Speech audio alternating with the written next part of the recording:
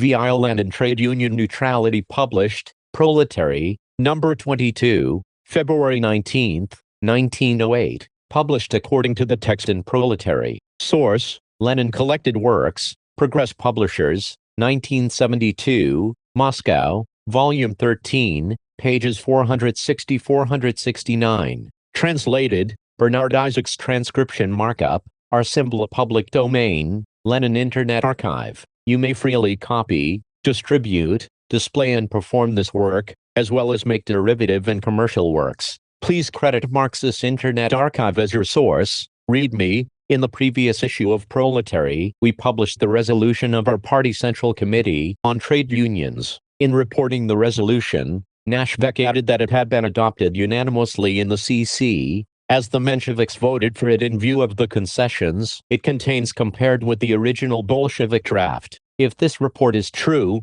the defunct Nashvek was in general exceptionally well informed about everything relating to Menshevism. It only remains for us to heartily welcome the big step towards united social, democratic activity in such an important field as the trade unions. The concessions referred to by Nashvek are quite insignificant, and do not in the least affect the basic principles of the Bolshevik draft, which, incidentally, was published in Proletary, number 17, October 20, 1907, along with a lengthy article in support of it, entitled The Trade Unions and the Social Democratic Party. Our whole party, consequently, has now recognized that work in the trade unions must be conducted not in the spirit of trade union neutrality, but in the spirit of the closest possible relations between them and the Social Democratic Party. It is also recognized that the partisanship of the trade unions must be achieved exclusively by SD work within the unions, that the SDs must form solid party units in the unions, and that illegal unions should be formed since legal ones are impossible. There can be no doubt that Stuttgart has been strongly instrumental in bringing the two factions of our party closer together on the question of the nature of our work in the trade unions.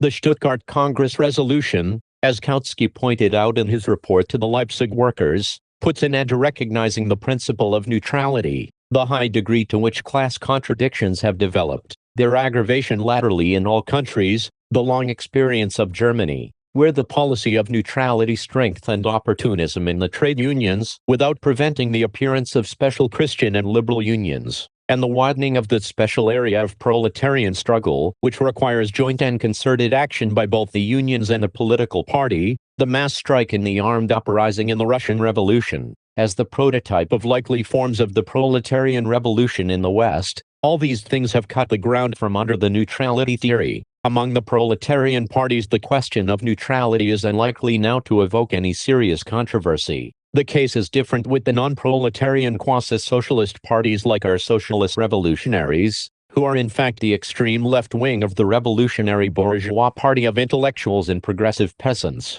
It is highly characteristic that in our country, the only people to defend the idea of neutrality after Stuttgart have been the socialist revolutionaries and Plekhanov, and they have done so very unsuccessfully. In the last issue of the Socialist Revolutionary Party organ, Znamya Truda, we find 2 articles devoted to the trade union movement. In those articles, the SRs attempt primarily to ridicule the statement of the Social Democratic newspaper, Vperad, that the Stuttgart resolution settled the question of the party's attitude to the trade unions along the same lines as the London resolution, namely, in the Bolshevik spirit. Our answer is that in the very same issue of Znamya Truda, the SRs themselves cited facts which prove such an assessment to be absolutely correct. It was at that time, too, writes Znamya Truda, referring to the autumn of 1905, and it is a characteristic fact, that the pre-Russian socialist factions, the Menshevik Social Democrats, the Bolshevik Social Democrats, and the SRs, first met face-to-face to state their views on the trade union movement. The Moscow Bureau, which was instructed to select from its midst a central bureau for convening a congress of trade unions, organized a big meeting of worker trade unionists at the Olympia Theater. The Mensheviks put forward a classically Marxist, strictly orthodox delimitation between the aim of the party and that of the trade unions. The task of the SD party is to establish the socialist system and abolish capitalist relations. The task of the trade unions is to improve working conditions within the framework of the capitalist system. so as to secure for labor advantageous conditions for the sale of its labor power. The conclusion drawn was that the trade unions are nonpartisan, and that they embrace all workers of a given occupation. 2. The Bolsheviks argued that at the present time there could not be a strict separation of politics from occupation, and hence drew the conclusion that there must be close unity between the Social Democratic Party and the trade unions, which it must lead. Finally, the SRs demanded that the unions be strictly nonpartisan, in order to avoid a split in the ranks of the proletariat, but rejected any narrowing down of the tasks and activities of the trade unions to a limited sphere, formulating this task as an all-out struggle against capital, and therefore as both an economic and a political struggle. That is how Znamya Truda itself describes the facts, and only a person who is blind or totally incapable of thinking can deny that of these three viewpoints, it is the one that speaks of close unity between the Social Democratic Party and the unions that is confirmed by the Stuttgart Resolution, which recommends close ties between the party and the trade unions. To confuse this perfectly clear issue, the SRs, in the most diverting manner, mixed up the independence of the trade unions and the economic struggle with their non-party character. The Stuttgart Congress, they write, definitely stood also for the independence, the nonpartisanship, of the unions, i.e., rejected the viewpoint of both the Bolsheviks and the Mensheviks. This conclusion is drawn from the following words in the Stuttgart Resolution: each of the two organizations, the party and the trade union, has its own sphere, determined by its nature, and within which it must act quite independently. At the same time, however, there is an ever-expanding sphere, and so on, as quoted above. Yet we find wags who mixed up this demand for the independence of the trade unions in the sphere determined by their nature with the question of the nonpartisanship of the unions, or their close alignment with the party in the political sphere, and in dealing with the tasks of the socialist revolution. In this way our SRs completely suppressed the fundamental issue of the appraisal of the neutrality theory, a theory that in fact serves to strengthen the influence of the bourgeoisie over the proletariat. In place of this fundamental issue, they preferred to speak only of the specifically Russian situation, where there are several socialist parties, and did so in such a way as to throw a false light on what happened at Stuttgart. One cannot argue that the Stuttgart Resolution is hazy, writes Znamya Truda, for Mr. Plekhanov removed all haziness and doubt when he addressed the International Congress as the party's official representative, and so far no statement has been issued by the Central SD Committee that such a statement by Comrade Plekhanov disorganizes the ranks of the United Party. Gentlemen of the SR Party, you are entitled, of course, to speak ironically about RCC, having called Plekhanov to order. You are entitled to think that one can respect, say, a party which officially does not condemn Mr. Gershuni's pro-cadet conduct. But why tell a plain untruth? Plekhanov was not the representative of the SD Party at the Stuttgart Congress, but only one of its 33 delegates, and what he represented was the views not of the SD Party, but of the present Menshevik opposition to that party and to its London decisions. The SRs cannot but be aware of this, which means they are telling a deliberate untruth. In the committee that examined the question of the relations between the trade unions and the political party, Plekhanov literally said the following: there are 11 revolutionary organizations in Russia. With which of them should the trade unions align themselves? Introducing political differences into the trade unions in Russia would be harmful. In answer to this, the members of the committee all unanimously declared that the Congress resolution must not be interpreted in that way, that they do not by any means oblige the trade unions and their members to join the SD Party, that they, as stated in the resolution, demand their complete independence. Znamya Truda's italics. You are mixing things up, gentlemen of Znamya Truda. In the committee, a Belgian comrade asked whether it could be made obligatory for trade union members to join the Social Democratic Party, and everyone answered that it could not. Plekhanov, on the other hand, proposed an amendment to the resolution, saying, unity of the trade union organization, however, should not be lost sight of. This amendment was adopted, but not unanimously. Comrade Voinov, who represented the views of the RSDLP, voted for the amendment, and in our opinion was right in doing so. That was how matters stood. Social Democrats should never lose sight of unity of the trade union organization. That is quite right, but this applies also to the SRs, whom we invite to ponder over this unity of the trade union organization when the latter announces its close ties with social democracy. Nobody ever dreamt of obliging trade union members to join the SD Party, Fear made the SRs imagine that, and to suggest that the Stuttgart Congress prohibited trade unions from declaring their close ties with the Social Democratic Party, or from establishing such ties in reality, in actual life, is a cock-and-bull story. The Russian SDs, writes Znamia Truda, are conducting a strenuous and unremitting campaign to win the trade unions and subordinate them to their party leadership. The Bolsheviks are doing this frankly and openly. The Mensheviks have chosen a more roundabout way. Correct, gentlemen of the SR party. For the sake of the prestige of the Workers' International, you are entitled to demand of us that we conduct this campaign in a tactful and restrained way, not losing sight of the unity of the trade union organization. We readily admit this, and demand the same admission from you, but we shall not give up our campaign. But then Plekhanov said that it was harmful to introduce political differences into the unions.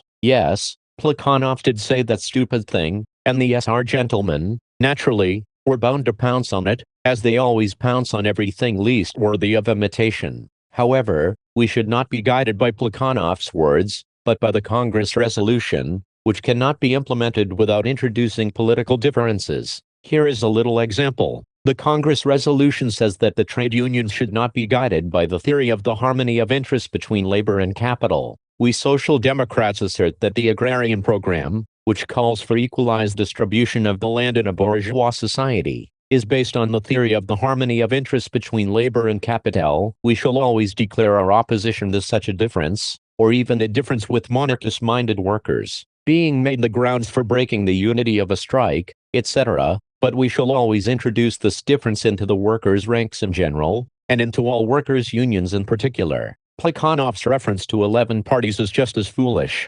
First, Russia is not the only country where there are various socialist parties. Secondly, Russia has only 2 rival socialist parties of any importance, the SD and the SR parties, for it is quite ridiculous to lump together all the parties of the nationalities. Thirdly, the question of uniting the really socialist parties is quite a special one. By dragging it in, Plekhanov confuses the issue. We must always and everywhere stand for the alignment of the unions with the Socialist Party of the working class, but the question as to which party in any given country, among any given nationality, is really socialist and really the party of the working class, is a special question, which is decided not by resolutions of international congresses, but by the outcome of the struggle between the national parties. How erroneous Comrade Plekhanov's arguments on this subject are, as shown in a most striking manner by his article in Sovremennny Mir, number 12, 1907. On page 55, Plekhanov quotes a statement by Lunacharsky that trade union neutrality is supported by the German revisionists. Plekhanov answers this statement as follows: the revisionists say that the unions must be neutral, but understand by this that the unions must be used to fight orthodox Marxism. And Plekhanov concludes, the elimination of trade union neutrality will not help matters at all, even if we make the unions closely and formally dependent on the party, and revisionist ideology triumphs in the party. The elimination of trade union neutrality will merely be a fresh victory for the critics of Marx. This argument is a typical example of Plekhanov's usual method of dodging the issue and suppressing the essence of the dispute. If revisionist ideology really does triumph in the party, then it will not be a socialist party of the working class. It is not at all a question of how the party takes shape, and what struggle and what splits occur in the process. It is a question of the fact that a socialist party and trade unions exist in every capitalist country, and it is our job to define the basic relations between them. The class interests of the bourgeoisie inevitably give rise to a striving to confine the unions to petty and narrow activity within the framework of the existing social order, to keep them away from any contact with socialism. And the neutrality theory is the ideological cover for these strivings of the bourgeoisie. In one way or another, the revisionists within the SD parties will always clear a way for themselves in capitalist society. Of course, at the outset of the workers' political and trade union movements in Europe, it was possible to uphold trade union neutrality as a means of widening the original field of proletarian struggle during the period when it was comparatively undeveloped and when the bourgeoisie exerted no systematic influence on the unions. At the present time, it is quite indefensible, from the point of view of international social democracy, to uphold trade union neutrality. One can only smile when reading Plekhanov's assurances that even today, Marx would be in favor of trade union neutrality in Germany, especially when that kind of argument is based on one-sided interpretation of a single quotation from Marx, while ignoring the sum and substance of Marx's statements and the whole spirit of his teachings. I stand for neutrality, understood in Babel's and not the revisionist sense, writes Plekhanov. To talk like that means to swear by Babel and still get stuck in the mud. Needless to say, Babel is such a great authority in the international proletarian movement, such an experienced practical leader, a socialist so keenly alive to the requirements of the revolutionary struggle, that in 99 cases out of 100 he climbed out of the mud himself when he happened to slip into it, and he dragged out those who were willing to follow his lead. Babel was wrong when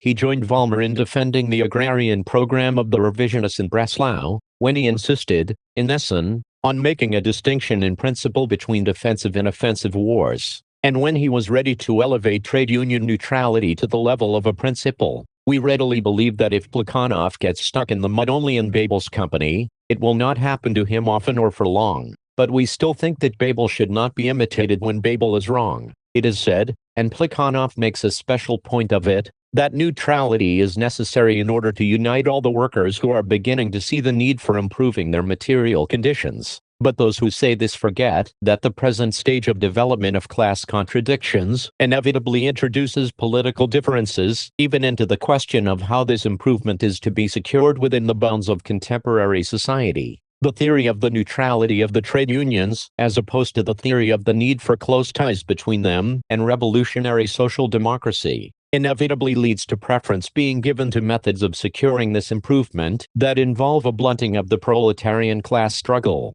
A striking example of this, which, incidentally, is connected with the appraisal of one of the most interesting episodes in the modern labor movement, is to be found in the very same issue of Sovereignty Mir in which Plekhanov advocates neutrality. Side by side with Plekhanov, we find here Mr. E.P. extolling Richard Bell, the well-known English railwaymen's leader, who ended a dispute between the workers and the railway company by a compromise. Bell is described as the soul of the whole railwaymen's movement. There is not the slightest doubt, E.P. writes, that thanks to his calm, well-considered, and consistent tactics, Bell has won the complete confidence of the amalgamated society of railway servants, the members of which are ready to follow his lead without hesitation. This point of view is not accidental, but is essentially connected with the neutrality theory, which puts in the forefront unity of the workers for the improvement of their conditions, and not unity for a struggle that could promote the cause of proletarian emancipation.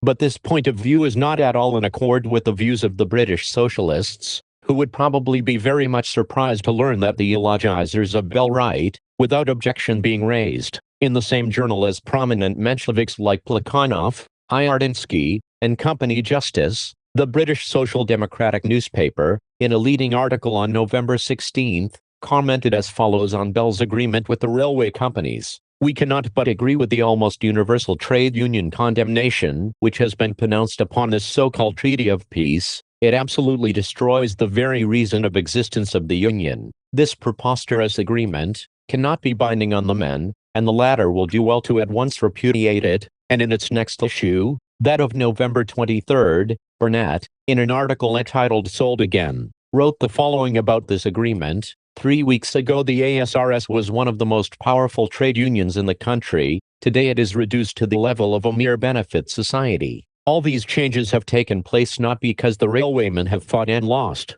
but because their leaders have deliberately or stupidly sold them to the railway bosses ere the fight began, and the editor added that a similar letter had been received from a Midland Railway Company's wage slave. But perhaps this is the ardor of two revolutionary social democrats? No. The labor leader, organ of the moderate independent Labor Party, which does not even want to call itself socialist, in its issue of November 15 published a letter from a trade unionist railwayman in which, replying to the praise lavished on Bell by the entire capitalist press, from the radical Reynolds News to the conservative Times, he stated that the settlement made by Bell was the most contemptible one that has ever occurred in the history of trade unionism, and described Richard Bell as the Marshal Bazaine of the trade union movement. In the same issue another railwayman demands that Mr. Bell should be called upon to explain the nefarious settlement by which the railwaymen are condemned to 7 years penal servitude, and the editor of this moderate organ, in a leading article of the same issue, describes the settlement as the sedan of the British trade union movement. Never has such an opportunity presented itself for a national manifestation of the power of organized labor. Among the workers there prevailed unprecedented enthusiasm and a desire to fight. The article concludes with a scathing comparison between the dire needs of the workers and the triumph of Mr. Lloyd George, the cabinet minister who played the role of lackey to the capitalists, and Mr. Bell hastening to prepare banquets. Only the extreme opportunists, the Fabians, members of a purely intellectualist organization, approved the settlement, so that even the New Age, which sympathizes with the Fabians, blushed for shame and was obliged to admit that while the conservative bourgeois Times had published the manifesto of the Fabian Society's executive committee in full,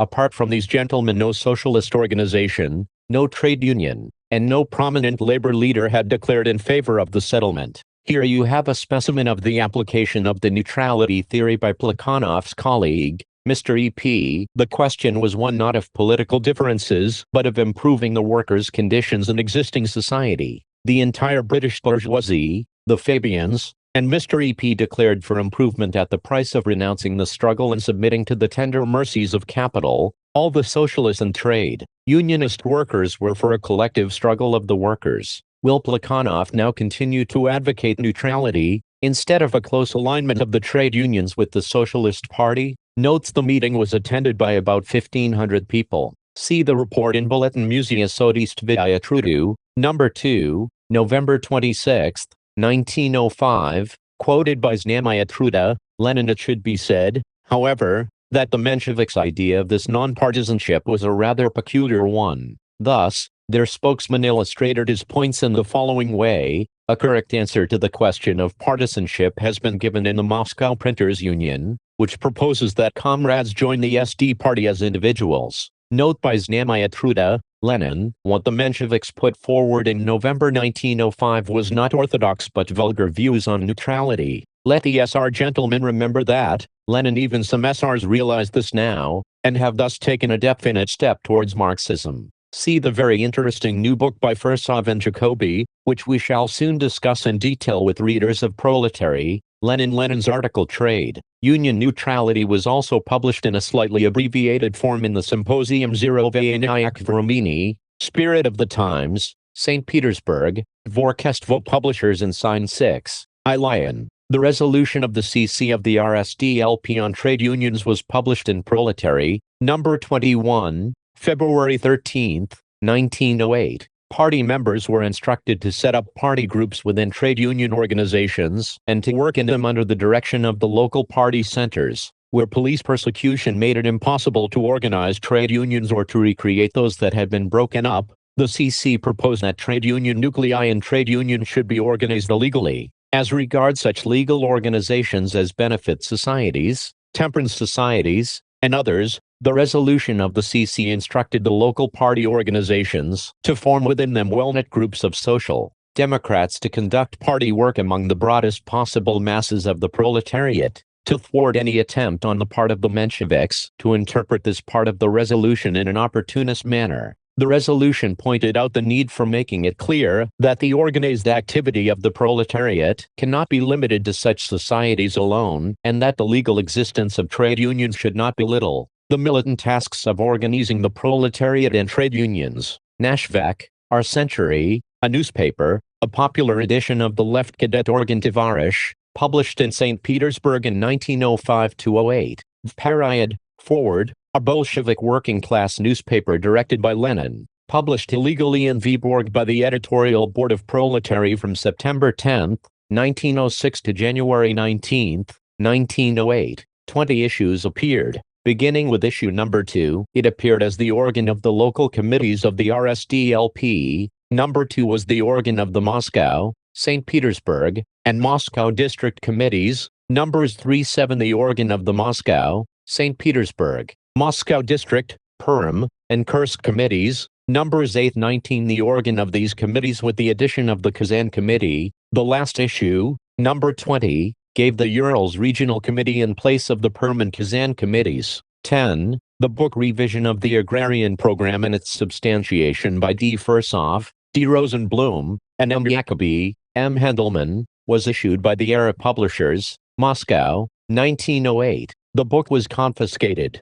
The analysis of it in Proletary Promised by Lenin did not appear. Sovremeny Mir, Contemporary World, a monthly literary, scientific, and political magazine, published in St. Petersburg from October 1906 to 1918. The Mensheviks, including Plekhanov, were closely associated with it. During the bloc with the Plekhanovites, and at the beginning of 1914 the Bolsheviks contributed to the magazine. In March 1914, the magazine published Lenin's article One More Annihilation of Socialism. During the First World War the magazine became the mouthpiece of the social-chauvinists. Works Index, Volume 13, Collected Works, LI Index, Backward Forward.